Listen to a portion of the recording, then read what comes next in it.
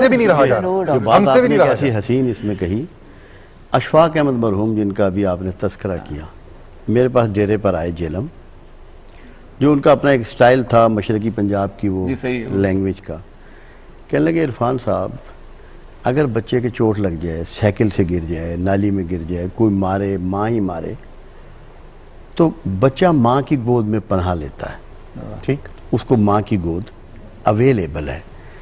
جو اللہ 70 ماہوں سے زیادہ پیار کرنے والا ہے اس کی گود کہاں ہے؟ یہ اشفاق مرحوم نے، ٹھیک، اللہ ان کے درجے بلند کرے، مجھ سے سوال کیا، میں کہا یار اشفاق احمد اتنی عمر تک پہنچ گئے اور اللہ کی گود نہیں معلوم؟